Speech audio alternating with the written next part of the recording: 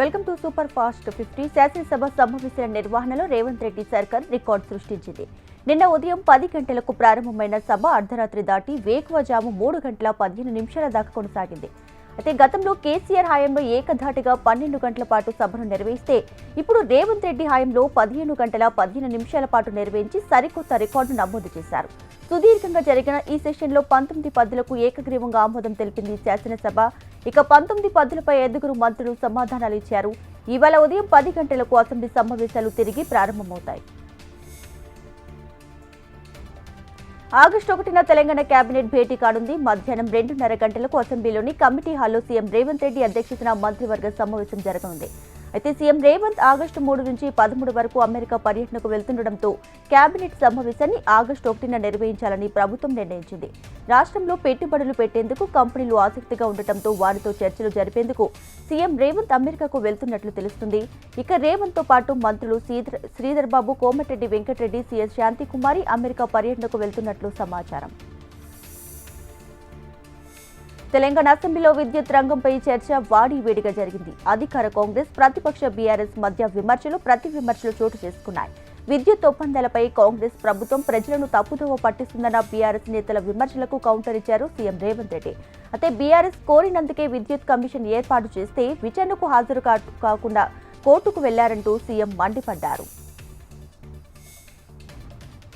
తెలంగాణలో ఆసక్తికర విషయాలు ప్రస్తావనకు వచ్చాయి. తెలంగాణలో నిరంతర విద్యుత్ కేసీఆర్ ఘనతేనని బీఆర్ఎస్ నాయకులు క్లెయిమ్ చేసే ప్రయత్నాన్ని సీఎం రేవంత్ రెడ్డి తిప్పికొట్టారు. తెలంగాణకు కరెంటు కష్టాలు తీర్చింది యూపీఏ ప్రభుత్వమని, అయితే బీఆర్ఎస్ నాయకులు కాదన్నారు. ఉమ్మడి రాష్ట్రంలో ఆనాటి సీఎంలు చంద్రబాబు, వైఎస్ నిర్ణయాల వల్లే హైదరాబాద్లో 24 గంటల విద్యుత్ వచ్చిందన్నారు సీఎం రేవంత్ రెడ్డి. జైపాల్ రెడ్డి కృషి వల్లే విభజన సమయంలో అధిక విద్యుత్ వాటా వచ్చిందని తెలియజేశారు. అసెంబ్లీలో విద్యుత్పై చర్చ సందర్భంగా మంత్రి కోమటిరెడ్డి, మాజీ మంత్రి జగదీశ్వర్ రెడ్డిల మధ్య మాటల తూటాలు పేలాయి. పరస్పరం రాజీనామా సవాళ్లు విసురుకున్నారు. జగదీశ్వర్ రెడ్డి గతంలో హత్య కేసులో నిందితుడంటూ కోమటిరెడ్డి ఆరోపించారు.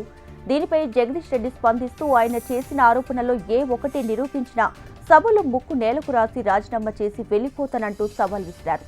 అయితే నిరూపించకపోతే సీఎం, మంత్రి ఇద్దరు రాజీనామా చేయాలన్నారు. ఆ ఛాలెంజ్ ను స్వీకరించారు కోమటిరెడ్డి. రైతులకు ఉచిత కరెంట్ ఇవ్వాలనుకుంటే మోటార్లకు స్మార్ట్ మీటర్లు పెట్టినా బిల్లు ఎంత అయిందో ఆ అమౌంట్ను రాష్ట్ర ప్రభుత్వాలు చెల్లిస్తే ఎవరికీ అభ్యంతరం లేదని కామారెడ్డి ఎమ్మెల్యే వెంకటరమణారెడ్డి అన్నారు. విద్యుత్ వినియోగంపై అకౌంటబిలిటీ లేకపోతే డిస్కంలు నష్టంలోకి వెళ్తాయని ఆయన అసెంబ్లీలో ప్రస్తావించారు. అంతేకాని మోటార్లకు మీటర్లు అంటూ కేంద్రాన్ని బదనం చేయొద్దన్నారు. ఇక గ్రామాల్లో వ్యవసాయ విద్యుత్ కలెక్షన్లకు అయ్యే ఖర్చును రాష్ట్ర ప్రభుత్వాలు భరించాలని ఆయన ప్రభుత్వాన్ని కోరారు. అలాగే ఇంటింటికి వెళ్లి కరెంటు బిల్లులు ఇస్తున్న విద్యుత్ ఉద్యోగులకు న్యాయం చేయాలంటూ వెంకటరమణారెడ్డి డిమాండ్ చేశారు. రైతు రుణమాఫీ 2వ విడత నిధులు ఈ రోజు విడుదల కానున్నాయి. 1,50,000 రూపాయల లోపు రుణమున్న రైతుల ఖాతాలోకి నిధులు జమ కానున్నాయి. అయితే ఈ నిధులను సీఎం రేవంత్ రెడ్డి అసెంబ్లీ ఆవరణలో ప్రారంభించనున్నారు. 2వ విడతలో సుమారు 7 లక్షల మంది రైతులకు దాదాపు 7,000 కోట్ల రుణమాఫీ చేసేందుకు ప్రభుత్వం సిద్ధం చేసింది. ఎన్నికలు ఇచ్చినటువంటి రుణమాఫీ హామీని ఆగస్టు 15 లోపు పూర్తిగా అమలు చేసేలా సీఎం రేవంత్ రెడ్డి అడుగులు వేస్తున్నారు. ఈ నెల 19న మొదటి విడత నిధులు జమ చేయగా ఈ రోజు 2వ విడత అమలు చేయబోతున్నారు. గౌరవప్రదమైన పదవుల్లో ఉంటూ వెటకారపు మాటలు మాట్లాడవద్దని మంత్రి సీతక్క బీఆర్ఎస్ నాయకులను హెచ్చరించారు. కాంగ్రెస్ ప్రభుత్వం అధికారంలోకి వచ్చిన తర్వాత మహిళలకు ఉచిత ప్రయాణ సౌకర్యాన్ని అందుబాటులోకి తీసుకొస్తే బీఆర్ఎస్ నాయకులు రెచ్చగొట్టే ధోరణిలో మాట్లాడటం మంచిది కాదన్నారు. ఒకవైపు బస్సు సర్వీసులను పెంచాలని కోరుతూనే ఆటో డ్రైవర్ల ఉపాధిపై ముసలి కన్నీరు కార్చడం ఏంటి అంటూ ప్రశ్నించారు. ఇక గ్రామీణ ప్రాంతాల్లో ఆటోలు బాగానే నడుస్తున్నాయని పేర్కొన్నారు. ఆటో వాళ్లను రెచ్చగొట్టి రాజకీయం చేయవద్దని సూచించారు. ఉచిత బస్సు ప్రయాణం పట్ల బీఆర్ఎస్ నాయకుల వైఖరి ఏంటో చెప్పాలని సీతక్క నిలదీశారు. దురాలోచనతో నీతి మాలిన రాజకీయాలను మానుకోవాలని సీతక్క అసెంబ్లీలో హితవు పలికారు. విధి వక్రీకరించింది. కుటుంబ పరిస్థితులు పరిహాసమాడాయి. 6 నెలల వ్యవధిలోనే తండ్రి, తల్లి చనిపోవడంతో 2 పిల్లలు అనాథులయ్యారు. కనీసం ఉండటానికి ఇల్లు కూడా లేని దీనస్థితిలో ఉన్నారు ఆ చిన్నారులు. పెద్దపల్లి జిల్లా కాల్వ శ్రీరాంపురం మండలం ఆసన్నపల్లి గ్రామానికి చెందిన మంద ఐలయ్య, భాగ్యమ్మ దంపతులకు కుమారుడు అభిలాష్, కూతురు మనిషాలు ఉన్నారు. అభిలాష్ పెగడపల్లి ప్రభుత్వ పాఠశాలలో 10వ తరగతి చదువుతుండగా మనిష 7వ తరగతి చదువుతుంది. నా అనేవారు లేక కనీసం ఉండటానికి సరైన ఇల్లు కూడా లేకపోవడంతో పూరి గుడిసెల్లోనే బిక్కుబిక్కుమంటూ బతుకుతున్నారు. ప్రభుత్వం స్పందించి పిల్లలు ఉండటానికి ఇల్లు మంజూరు చేయాలని, పిల్లల చదువులకు దారి చూపించి పిల్లలను ఆదుకోవాలని గ్రామస్తులు కోరుతున్నారు. తల్లిదండ్రులను కోల్పోయిన ఆ చిన్నారులు ఆపన్నహస్తం కోసం వేచి చూస్తున్నారు. నాగార్జున సాగర్ ప్రాజెక్టుకి కృష్ణా జలాలు పరుగులు తీస్తున్నాయి. నల్గొండ జిల్లా నాగార్జున సాగర్ ప్రాజెక్టుకి ఎగువన ఉన్న శ్రీశైలం డ్యాం 3 గేట్లను 10 అడుగుల మేర పైకి ఎత్తి వరద నీటిని దిగువకు విడుదల చేస్తున్నారు. దీంతో కృష్ణమ్మ పరవళ్లు తొక్కుతూ నాగార్జున సాగర్ ప్రాజెక్టు వైపు దూసుకొస్తుంది. ప్రస్తుతం నాగార్జున సాగర్ పూర్తి స్థాయి నీటి మట్టం 590 అడుగులు కాగా ప్రస్తుతానికి 512 అడుగులకు చేరింది. అయితే నీటి నిల్వ సామర్థ్యం 312 టీఎంసీలు కాగా ప్రస్తుతం 137 టీఎంసీల నీరు స్టోరేజ్ ఉందంటూ నీటిపారుదల శాఖ అధికారులు తెలిపారు. ప్రస్తుతం ఇన్ఫ్లో 54,772 క్యూసెక్కులు కాగా అవుట్ఫ్లో 6,744 క్యూసెక్కులుగా నమోదైందని ఇంజనీరింగ్ అధికారులు పేర్కొన్నారు. యాదాద్రి పవర్ ప్లాంట్ ఏర్పాటులో అవకతవకలు జరిగాయంటూ మునుగోడు ఎమ్మెల్యే రాజగోపాల్ రెడ్డి ప్రస్తావించారు. స్వార్థం కోసం ప్రజాధనం దుర్వినియోగం చేశారంటూ ఆరోపించారు. అయితే కేంద్రం రామగుండంలో 2,400 మెగావాట్ల పవర్ ప్లాంట్ ఇస్తామంటే ఒప్పుకోకుండా ఇప్పుడు యాదాద్రి పవర్ ప్లాంట్తో అప్పుల భారం పెంచారన్నారు రాజగోపాల్ రెడ్డి. భువనగిరి జిల్లాలో కాలుష్యం వెదజల్లుతున్న ఫార్మా కంపెనీలపై కేంద్రం చర్యలు తీసుకోవాలని కోరారు ఎంపీ చామల కిరణ్ కుమార్ రెడ్డి. లోక్సభలో ప్రశ్నోత్తరాల సమయంలో తమ నియోజకవర్గంలో కాలుష్యానికి కారణమవుతున్న ఫార్మా కంపెనీని ప్రస్తావించారు. నిపుణులతో ఇన్స్పెక్షన్ చేయించాలంటూ డిమాండ్ చేశారు. అందుకు సమాధానం ఇచ్చిన కేంద్ర మంత్రి భూపేందర్ యాదవ్ రాష్ట్ర కాలుష్య నియంత్రణ మండలి ద్వారా చర్యలు తీసుకుంటామని తెలియజేశారు. హైదరాబాద్లో జాతీయ బీసీ దళ ఆధ్వర్యంలో కాచిగూడలోని రాష్ట్ర కార్యాలయంలో సామాజిక న్యాయం ఎస్ జైపాల్ రెడ్డి అనే అంశంపై సెమినార్ నిర్వహించారు. ఈ కార్యక్రమంలో BC commission chairman Vakula Bharanam Krishnamohan Rao పాల్గొన్నారు.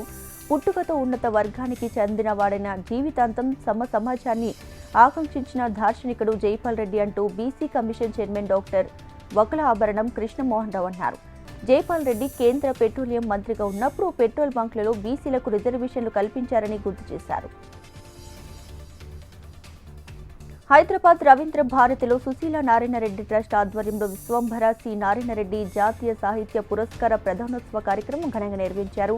ఈ కార్యక్రమంలో ముఖ్య అతిథిగా సీఎం రేవంత్ రెడ్డి పాల్గొన్నారు. ప్రముఖ తమిళ రచయిత్రి సరస్వతి సమ్మన్ పురస్కార గ్రహీత శివశంకరికి విశ్వంభర డాక్టర్ సి నారాయణరెడ్డి జాతీయ సాహిత్య పురస్కారాన్ని సీఎం రేవంత్ రెడ్డి ప్రదానం చేశారు.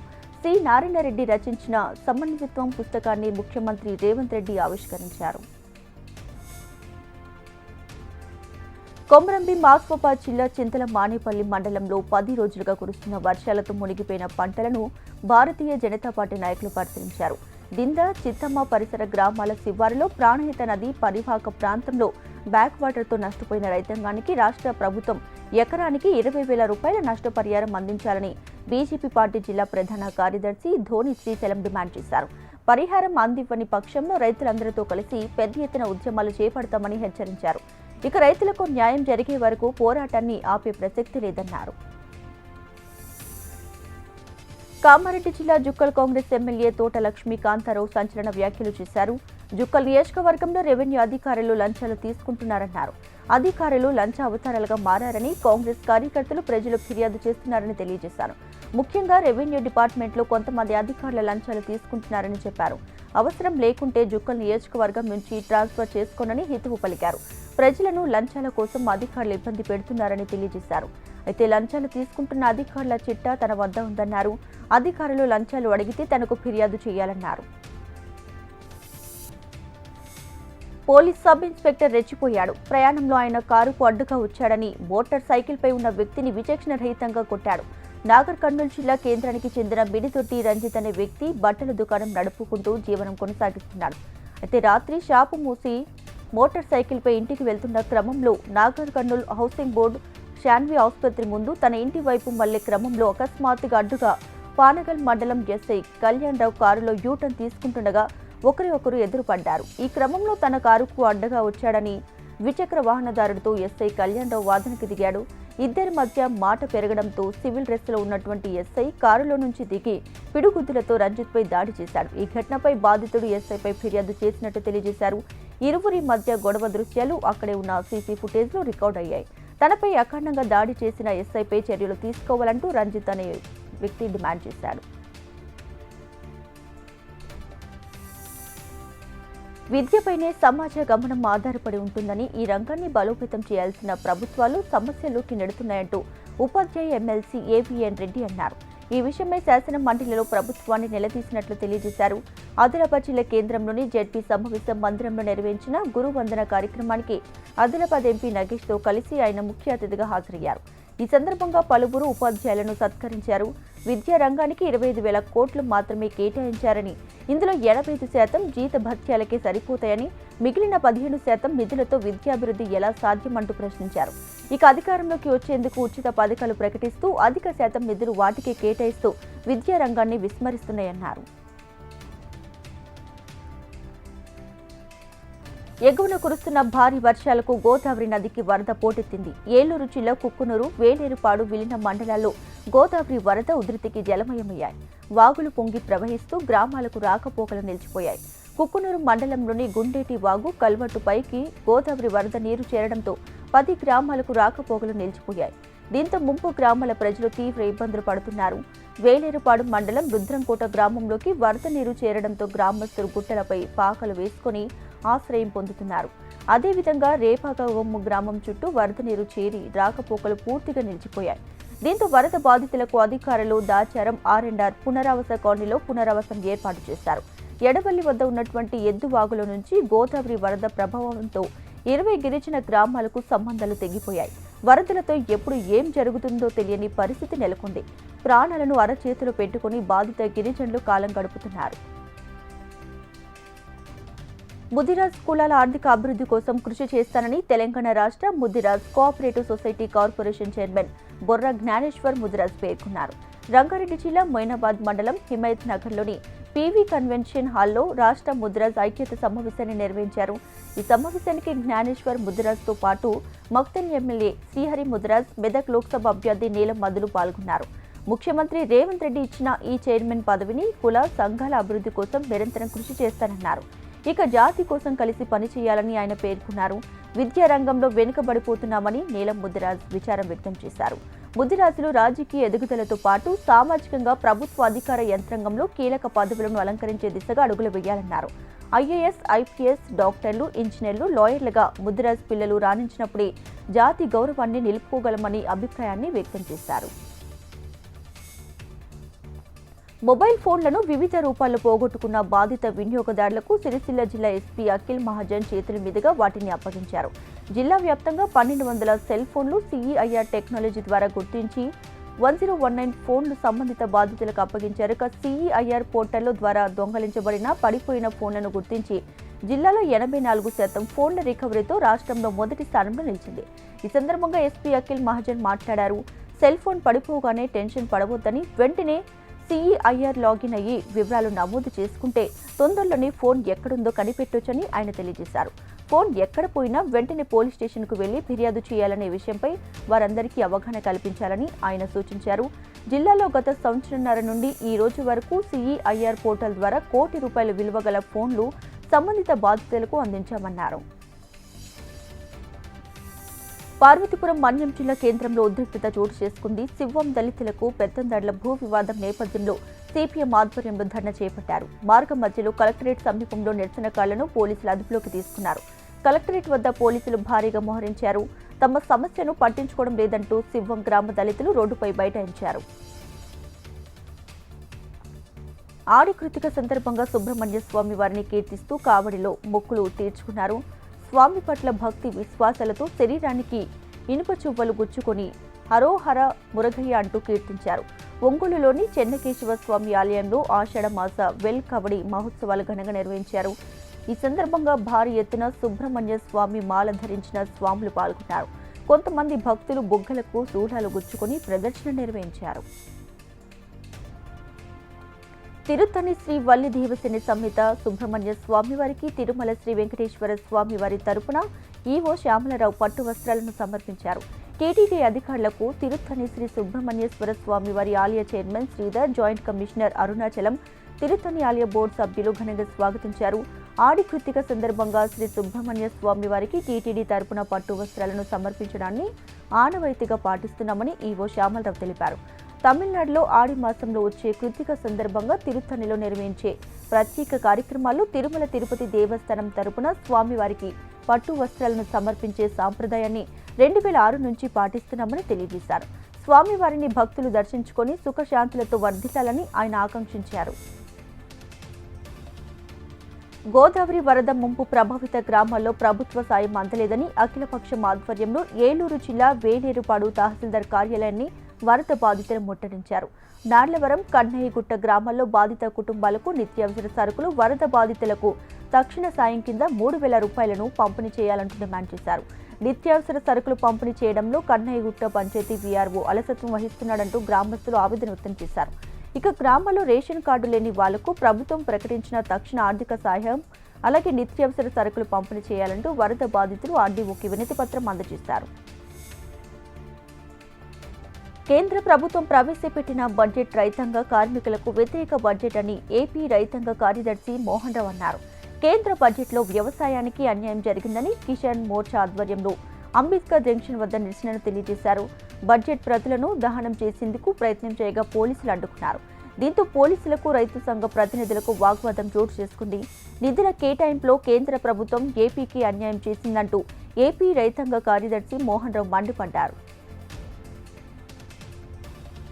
గోదావరి శబరి వరదతో 191 గ్రామాలు ముంపుకు గురయ్యాయి. చింతూరు, విఆర్పురం, కూనవరం, ఏటపాకం మండలాల్లో వరదలతో 35,746 కుటుంబాలు ముంపు బారిన పడ్డాయన్నారు కలెక్టర్ దినేష్ కుమార్. మొత్తంగా 83,314 మంది ముంపుకు గురయ్యారన్నారు. విఆర్పురం, కూనవరం మండలాల్లో 86 గ్రామాలు పూర్తిగా ముంపుకు గురయ్యాయంటూ కలెక్టర్ తెలియజేశారు. అయితే వరదలను సమర్థవంతంగా ఎదుర్కొనేందుకు ప్రతి మండలానికి ఓ ప్రత్యేక అధికారిని నియమించామన్నారు. విఆర్పురం మండలానికి రంపచోడవరం సబ్ కలెక్టర్ ప్రశాంత్ కుమార్, కూనవరం మండలానికి రంపచోడవరం ఐటీడీఏ పీఓ సూరజ్ కనౌరే, ఏటపాకం మండలానికి జాయింట్ కలెక్టర్ అభిషేక్, చింతూరు మండలానికి కలెక్టర్ దినేష్ కుమార్, అలాగే చింతూరు ఐటీడీఏ పీఓ కావూరి చైతన్య పర్యవేక్షించడం జరుగుతుందని చెప్పారు. వరద సమాచారాన్ని ఎప్పటికప్పుడు ముంపు గ్రామాల ప్రజలకు తెలియజేస్తూ వారిని అలర్ట్ చేస్తున్నారు. అయితే ముంపుకు గురైన బాధితులను పునరావాస కేంద్రాలకు తరలిస్తున్నామని, ముంపు బాధితులను ప్రభుత్వ పరంగా అన్ని విధాలుగా ఆదుకోవడం జరుగుతుందన్నారు. పేదలకు ఇళ్ల స్థలాల పంపిణీ విషయంలో ఏపీ ప్రభుత్వం కీలక నిర్ణయం తీసుకుంది. గృహ నిర్మాణ శాఖపై సమీక్ష నిర్వహించిన సీఎం చంద్రబాబు కొత్త లబ్ధిదారులకు గ్రామాల్లో 3 సెంట్లు, పట్టణంలో 2 సెంట్ల స్థలం కేటాయించాలని నిర్ణయించారు. పేదలకు ఇళ్ల నిర్మాణం అనేది తమ ప్రభుత్వానికి అత్యంత ప్రాధాన్యత అంశంగా ఉంటుందని సీఎం సమీక్షలో స్పష్టం చేశారు. రాబోయే 100 రోజుల్లో 1,25,000 ఇళ్ల నిర్మాణం పూర్తి చేస్తామన్నారు. రాబోయే ఏడాది కాలంలో 8,25,000 ఇళ్ల నిర్మాణం చేపట్టనున్నట్లు పేర్కొన్నారు. అయితే గత ప్రభుత్వం ఎన్టీఆర్ ఇళ్ల లబ్ధిదారులను పక్కన పెట్టేసిందని సీఎం విమర్శించారు. అమరావతితో టిడ్కో గృహ సముదాయాలను పరిశీలించారు మున్సిపల్ శాఖ మంత్రి నారాయణ. మందడం, దొండపాడులో స్థానిక ఎమ్మెల్యే, సిఆర్డీఏ కమిషనర్ టిడ్కో ఎండీతో కలిసి పర్యటించారు. వైసీపీ ప్రభుత్వం టిడ్కో ఇళ్లను పూర్తిగా నాశనం చేసిందంటూ మంత్రి ధ్వజమెత్తారు. 5 ఏళ్లలో కేవలం 90,000 ఇళ్లను మాత్రమే పూర్తి చేసిందంటూ మంత్రి వివరించారు. ఖజానా పూర్తిగా ఖాళీ అయిపోయిందంటూ వచ్చే 3 నెలల్లో టిడ్కో ఇళ్లకు అన్ని రకాల మౌలిక వసతులు కల్పించేందుకు ప్రయత్నం చేస్తున్నామంటూ మంత్రి నారాయణ హామీ ఇచ్చారు. మంగళగిరిలో అటవీ శాఖ అధికారులతో డిప్యూటీ సీఎం పవన్ కళ్యాణ్ సమీక్ష నిర్వహించారు. గ్లోబల్ టైగర్ డే సందర్భంగా పులులతో పాటు వన్యప్రాణుల సంరక్షణ, అడవుల విస్తీర్ణంపై చర్చించారు. దాదాపు గంట పాటు ఈ సమావేశం సాగింది. అధికారులతో పవన్ కళ్యాణ్ సమీక్ష నిర్వహించడం ఇది 2వసారి. అయితే రాష్ట్రంలో పులుల సంరక్షణ అభయారణ్యంలో చేపడుతున్నటువంటి చర్యల గురించి సమీక్షించారు. అన్నమయ్య జిల్లా మదనపల్లె సబ్ కలెక్టర్ ఆఫీస్ ఫైళ్ల దగ్ధం కేసులో ఏపీ ప్రభుత్వం చర్యలు తీసుకుంది. మదనపల్లె మాజీ ఆర్డీఓ మురళి, ప్రస్తుత ఆర్డీఓ హరిప్రసాద్, సీనియర్ అసిస్టెంట్ గౌతమ్లను సస్పెండ్ చేసింది. ఈ మేరకు ప్రభుత్వం ఉత్తర్వులు జారీ చేసింది. మరోవైపు మదనపల్లె సబ్ కలెక్టర్ కార్యాలయానికి భూ బాధితులు పోటెత్తారు. మదనపల్లె, తంబలపల్లి, పీలేరు నియోజకవర్గాల నుంచి రైతులు, ప్రజలు అర్జీలతో సబ్ కలెక్టర్ కార్యాలయానికి క్యూ కట్టారు.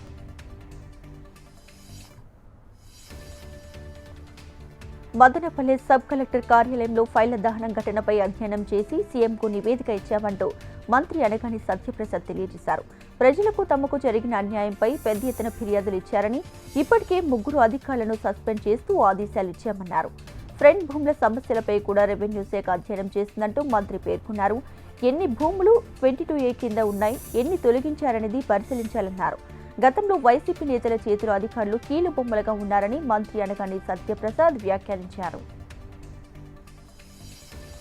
పార్టీలకు అతీతంగా అభివృద్ధికి కృషి చేస్తారని ఏపీ శిశు సంక్షేమ, గిరిజన సంక్షేమ శాఖ మంత్రి గుమ్మడి సంధ్యారాణి అన్నారు. విజయనగరం జిల్లా మెంట మండల పరిషత్ సర్వసభ్య సమావేశానికి ఆమె హాజరయ్యారు. అయితే సమస్యలు ఏమైనా ఉంటే నేరుగా తన దృష్టికి తీసుకురావాలంటూ సభ్యులకు సూచించారు. రహదారులపై గుంతలు ఉండటంతో తరచుగా ప్రమాదాలు జరుగుతున్నాయని, వెంటనే మరమ్మతులు చేపట్టాలని అధికారులకు సూచించారు. సాగు, త్రాగునీటి పరిష్కారానికి చర్యలు తీసుకుంటున్నట్లు చెప్పారు. వైఎస్ విజయమ్మ మాజీ ఎమ్మెల్యే జేసీ ప్రభాకర్ రెడ్డి కలిసి ఉన్న ఫోటోలు బయటకు రావడం చర్చనీయాంశంగా మారింది. ఇద్దరు ఆప్యాయంగా మాట్లాడుకుంటున్న ఫోటోలు రాజకీయంగా చర్చకు దారితీశాయి. హైదరాబాద్లోని ఓ ప్రైవేట్ ఆసుపత్రిలో చికిత్స చేయించుకునేందుకు జేసీ ప్రభాకర్ రెడ్డి వెళ్లారు. అదే సమయంలో వెయిట్ చేస్తుండగా వైఎస్ విజయమ్మ అక్కడికి వచ్చారు. అదే సమయంలో ఇద్దరు యాదృచ్ఛికంగా కలవడం, ఒకరితో ఒకరు ముచ్చటించడం జరిగింది. వారిద్దరూ మధ్య ఎలాంటి రాజకీయ చర్చ జరగలేదని తెలుస్తోంది.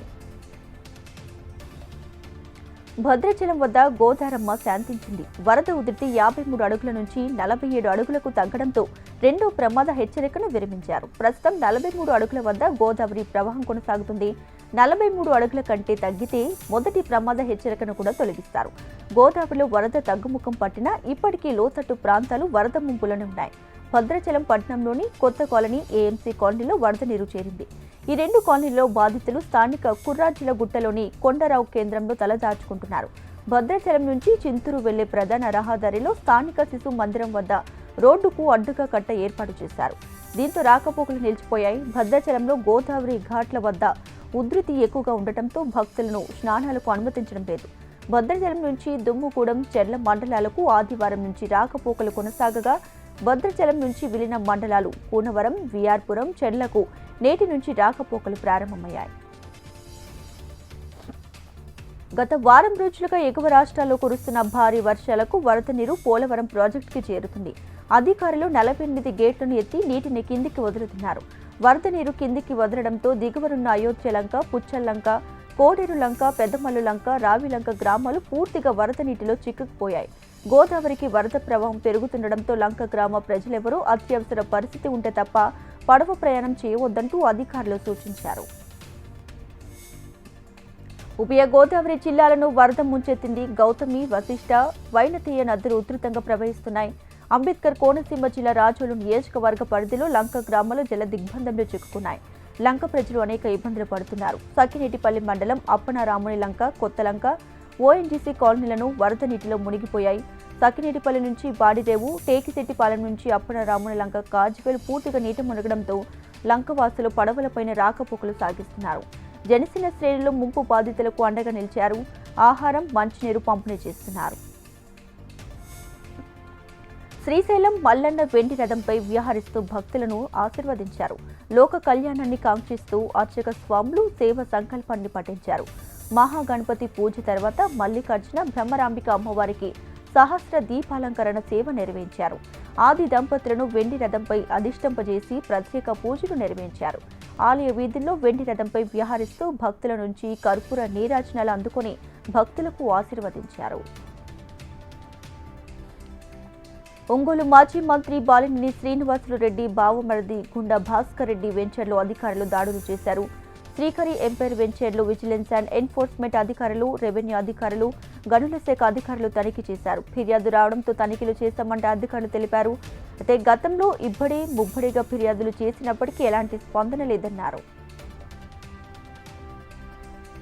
అన్నమయ్య జిల్లా మదనపల్లి మాజీ ఎమ్మెల్యే నవాజ్ భాషా ఇంట్లో కొన్ని కీలకమైన దస్తాలను స్వాధీనం చేసుకున్నామంటూ డీఐజీ ప్రవీణ్ కుమార్ తెలిపారు. నవాజ్ భాషపై ఒక కేసు నమోదు చేశామన్నారు. ఇక అనుమానితులు ఎవరూ పోలీసుల అదుపులో లేరని స్పష్టం చేశారు. ఫోరెన్సిక్ రిపోర్ట్ రాగానే 15 రోజుల్లో నిందితులను గుర్తించి అరెస్ట్ చేస్తామంటూ చెప్పారు. ఈ కేసుని అన్ని సాంకేతిక సహకారంతో ఈ కేసుని పరిశోధిస్తున్నామని, సీసీటీవీ ఫుటేజ్లను పరిశీలించేందుకు గాను సెల్ టవర్ల నుంచి డేటా సేకరించామని వివరించారు. 2000కు పైగా ఫోన్లో కాల్ డేటాను విశ్లేషించి వాట్సాప్కు సంబంధించిన ఐడీపీఆర్ కూడా పరిశీలించామని తెలిపారు. మాధవరెడ్డి ఇంట్లో 500 దాకా ఇళ్ల స్థలాలు, భూముల డాక్యుమెంట్లు స్వాధీనం చేసుకున్నామంటూ తెలియజేశారు. హైదరాబాద్ అయ్యప్ప సొసైటీలోని శశికాంత్ ఇంట్లో సోదాలు సాగాయి. దాదాపు 8 గంటల పాటు తనిఖీలు నిర్వహించారు ఏపీ పోలీసులు. గతంలో పెద్దిరెడ్డి మంత్రిగా ఉన్న సమయంలో ఆయనకు సంబంధించిన కీలక ఫైల్స్ను శశికాంత్ తన ఇంట్లో భద్రపరుచుకున్నట్లుగా పోలీసులు గుర్తించారు. కేంద్ర బడ్జెట్పై లోక్సభలో చర్చ సందర్భంగా ఎన్డీఏ ప్రభుత్వంపై తీవ్ర స్థాయిలో విరుచుకుపడ్డారు ప్రతిపక్ష నేత రాహుల్ గాంధీ. దేశం పరిస్థితి పద్మవ్యూహంలో చిక్కుకున్న అభిమన్యుడిలా మారిపోయిందంటూ ఆరోపించారు. ఈ బడ్జెట్లో మధ్యతరగతి వారిపై అదనపు భారం వేశారంటూ రాహుల్ విమర్శించారు. పంటలకు కనీస మద్దతు ధర ఇవ్వాలని రైతులు ఆందోళన చేసినా వారికి స్పష్టమైన హామీ లభించలేదన్నారు. కేంద్రం విధానాలు చూసి రైతులు భయపడుతున్నారన్నారు రాహుల్ గాంధీ. అగ్నివీళ్లను సైతం కేంద్రం మోసం చేసిందంటూ విమర్శించారు. వారి పింఛన్ కోసం బడ్జెట్లో రూపాయి కూడా కేటాయించలేదంటూ రాహుల్ గాంధీ దుయ్యబట్టారు. ఢిల్లీలో ఐఏఎస్ కోచింగ్ సెంటర్లో జరిగిన ఘటనపై రాజ్యసభలో చర్చకు వచ్చింది. కోచింగ్ సెంటర్లు పూర్తిగా వ్యాపారమయంగా మారిపోయాయంటూ సబ్ చైర్మన్ ఉపరాష్ట్రపతి జగదీప్ ధన్కర్ ఆందోళన వ్యక్తం చేశారు. ఎప్పుడు న్యూస్ పేపర్ చదువుతామని తెరిచినా 2 పేజీలు ఈ సంస్థల ప్రకటనలే ఉంటాయంటూ వ్యాఖ్యానించారు. దీనిపై అన్ని పక్షాలతో కలిపి ఇన్ ఛాంబర్ మీటింగ్ ఏర్పాటు చేయాలంటూ నిర్ణయించినట్లు చైర్మన్ వెల్లడించారు. 3 యూపీఎస్సీ అభ్యర్థులు ప్రాణాలు కోల్పోవడం విచారకరమన్నారు విద్యాశాఖ మంత్రి ధర్మేంద్ర ప్రధాన్. అయితే ఈ ఘటనలో అధికారుల నిర్లక్ష్యం ఉందని, జవాబుదారీతనం నెలకొనేలా చూస్తే ఇలాంటి సమస్యలకు పరిష్కారం లభిస్తుందని మంత్రి పేర్కొన్నారు. అయితే ఇలాంటి ఘటనలు పునరావృతం కాకుండా చూడటం తమ బాధ్యతని మంత్రి వివరించారు. శనివారం రావు స్టడీ సర్కిల్లోని బేస్మెంట్లోకి అకస్మాత్తుగా వరద నీరు ప్రవహించడంతో 3 సివిల్ సర్వీస్ అభ్యర్థులు ప్రాణాలు కోల్పోయారు. 3 అంతస్తుల భవనంలో సెల్లార్లో స్టోర్ రూమ్ పార్కింగ్కు కేటాయిస్తామని ప్రణాళికలో చూపించి గ్రంథాలయంగా ఉపయోగిస్తున్నట్లు తేలిందని పోలీసులు పేర్కొన్నారు. అక్రమంగా నడిపిస్తున్న 13 కోచింగ్ సెంటర్లకు ఢిల్లీ మున్సిపల్ కార్పొరేషన్ అధికారులు సీల్ వేశారు. ఢిల్లీలోని ఐఏఎస్ కోచింగ్ సెంటర్లో 3 యూపీఎస్సీ అభ్యర్థులు మృతి చెందిన ఘటన దేశవ్యాప్తంగా సంచలనం సృష్టించింది. బాధ్యులపై కఠిన చర్యలు తీసుకోవాలంటూ ఢిల్లీలో విద్యార్థులు డిమాండ్ చేస్తున్నారు. రాజేంద్ర నగర్ పరిసర ప్రాంతాల్లో విద్యార్థుల నిరసనలు మిన్నంటాయి. అధికారులు నచ్చజెప్పే ప్రయత్నం చేసినా విద్యార్థులు వెనక్కి తగ్గడం లేదు. లిక్కర్ కేసులో ఢిల్లీ సీఎం అరవింద్ కేజ్రీవాల్ అరెస్టుకు నిరసన దీక్ష చేపడుతున్నట్లు ఆ పార్టీ ఎంపీ సంజయ్ సింగ్ తెలియజేశారు. ఢిల్లీలోని జంతర్ మంతర్ వద్ద చేపట్టే దీక్షకు ఇండియా కూటమి పార్టీలు కూడా మద్దతు ఇస్తాయన్నారు. రాజకీయ కక్ష సాధింపులతో అధికార పార్టీ నాయకులు ఇబ్బందులకు గురి చేస్తున్నారంటూ ఆప్ నాయకులు ఆవేదన వ్యక్తం చేశారు. అధికారం చేతిలో ఉందని, ప్రతిపక్షాలపై కక్ష సాధింపులు సరికాదని అభిప్రాయాన్ని వ్యక్తం చేశారు. సుప్రీంకోర్టులో ఈడీకి చుక్కెదురైంది. మనీ లాండరింగ్ కేసులో జార్ఖండ్ సీఎం హేమంత్ సోరెన్కు ఆ రాష్ట్ర హైకోర్టు ఇచ్చిన బెయిల్ను సవాల్ చేస్తూ ఈడీ దాఖలు చేసిన పిటిషన్ను కొట్టేసింది. హైకోర్టు నిర్ణయాన్ని దేశ అత్యున్నత న్యాయస్థానం సమర్థించింది. భూ కుంభకోణం కేసులో జనవరి 31న హేమంత్ సోరెన్ను ఈడీ అరెస్ట్ చేసింది. అయితే ఈ కేసులో సోరెన్కి జార్ఖండ్ హైకోర్టు బెయిల్ మంజూరు చేసింది. ఆ బెయిల్ను నిరాకరిస్తూ ఈడీ సుప్రీంకోర్టును ఆశ్రయించింది. హైకోర్టు ఉత్తర్వులు చట్టవిరుద్ధం అంటూ పేర్కొంది. ఈడీ పిటిషన్పై విచారణ చేపట్టిన సుప్రీం న్యాయస్థానం జార్ఖండ్ హైకోర్టు నిర్ణయాన్ని సమర్థించింది. ఇక బెయిల్పై అన్ని అంశాలను పరిగణలోకి తీసుకున్నట్లు పేర్కొంది. ఈ మేరకు ఈడీ పిటిషన్ను డిస్మిస్ చేసింది. జమ్మూ కాశ్మీర్లో పేలుడు చోటు చేసుకుంది. ఈ ఘటనలో 2 చిన్నారులు సహా 4 ప్రాణాలు కోల్పోయారు. సోపార్లోని షేర్ కాలనీలో ఈ ఘటన జరిగింది. స్కాప్ డీలర్ ట్రక్కులో పేలుడు సంభవించినట్లు సమాచారం. పేలుడు ధాటికి 4 ప్రాణాలు కోల్పోయారు. సోపోర్ సూపరింటెండెంట్ ఆఫ్ పోలీస్ పేలుడు ఘటనను ధృవీకరించారు.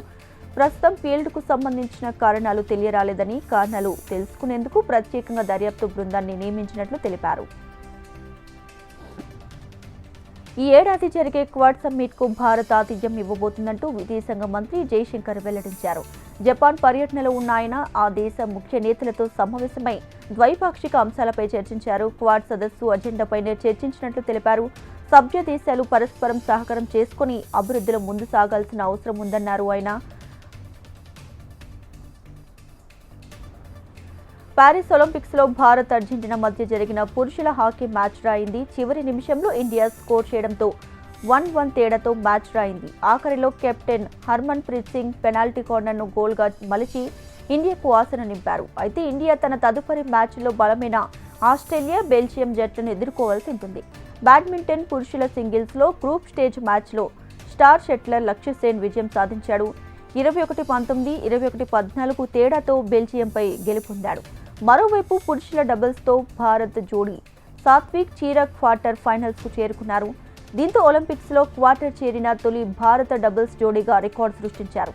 ఇదిలా ఉంటే పురుషుల టీం క్వార్టర్స్లో భారత అర్బర్లు నిరాశపరిచారు. తరుణ్ దీప్, ధీరజ్, ప్రవీణ్ బృందం టర్కీ జట్టుతో జరిగిన మ్యాచ్లో భారత్ 2-6 తేడాతో ఓడింది.